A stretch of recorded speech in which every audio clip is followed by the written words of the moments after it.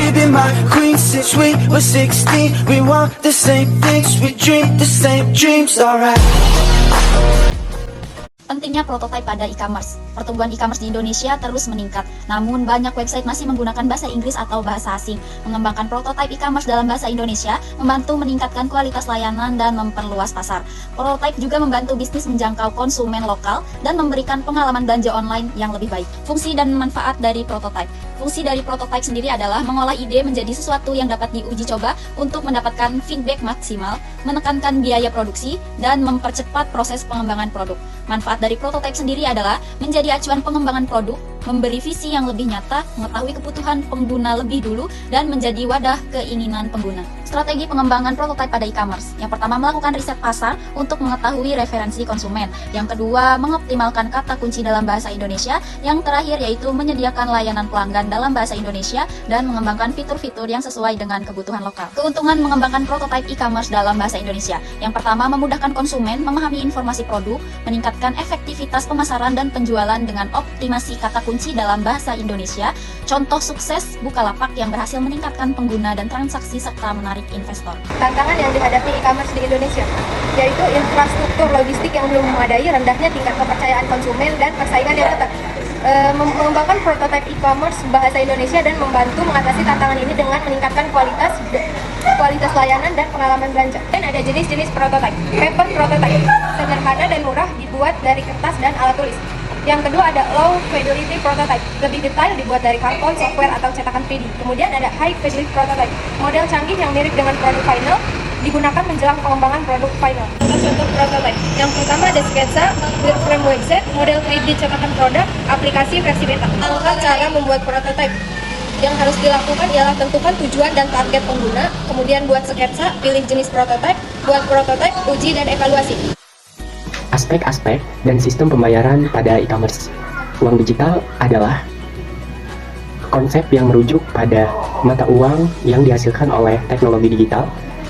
Bayarin, OVO, GoPay, Dana, dan Link Aja. Semua e-wallet ini memungkinkan pengguna untuk menggunakan pembayaran secara online dengan menggunakan saldo yang tersimpan di e-wallet.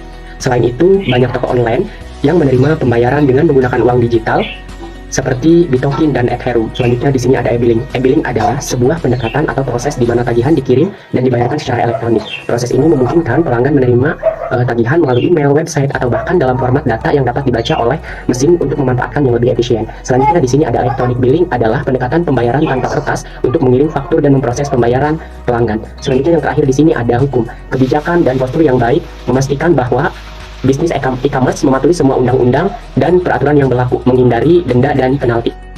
Yang pertama ada pengertian internet marketing. Nah, internet marketing adalah usaha yang dilakukan oleh suatu bisnis untuk mengenalkan merek atau produk layanan mereka kepada target konsumen melalui internet. Nah, dalam kegiatan pemasaran ini ada berbagai media yang terhubung ke dalam internet yang dapat digunakan seperti email, mesin pencari, dan media sosial. Nah, internet marketing juga memanfaatkan alat dan teknik digital ini serta saluran online ini untuk mencapai tujuan pemasaran seperti peningkatan kesadaran merek, peningkatan penjualan, dan retensi pelanggan. Elemen-elemen internet marketing. Nah, ada beberapa elemen internet marketing. Yang pertama ada website, yang dimana website ini merupakan salah satu elemen kunci dalam pemasaran internet. Website juga digunakan sebagai platform untuk berinteraksi dengan calon pelanggan dan menyediakan informasi produk dan juga memudahkan proses pembelian. Nah, selanjutnya ada email marketing, yang dimana strategi pemasaran melalui email ini digunakan untuk mengirim informasi, promosi, dan juga penawaran kepada pelanggan potensial yang sudah ada. Nah, email marketing ini juga dapat membantu dalam membangun hubungan dengan pelanggan dan meningkatkan penjualannya. Lalu ada search engine marketing, yang dimana melalui search engine marketing ini bisnis dapat mempromosikan situs web mereka dengan meningkatkan visibilitasnya di halaman mesin pencari seperti Google. Nah, salah satu teknik yang sering digunakan adalah iklan.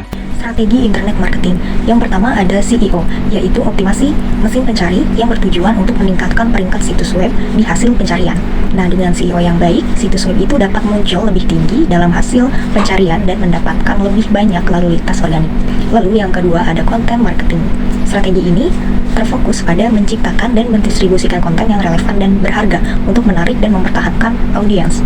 Nah, kontennya itu dapat berupa artikel, blog, video, infografis, dan lain sebagainya. Yang ketiga ada social media advertising, yaitu menggunakan iklan berbayar di platform media sosial. Nah, bisnis ini dapat menargetkan audiens yang spesifik, kemudian meningkatkan kesadaran merek dan menghasilkan lead. Lalu yang keempat ada email marketing campaign, yaitu Melalui kampanye email, bisnis itu dapat mengirimkan konten yang disesuaikan kepada pelanggannya yang berpotensial, kemudian mengiklankan produk atau layanan baru, dan meningkatkan keterlibatan pelanggan. Nah, jadi internet marketing itu penting dalam era digital karena memungkinkan bisnis untuk mencapai audiens yang lebih luas, kemudian meningkatkan penjualan dan membangun hubungan jangka panjang dengan pelanggan.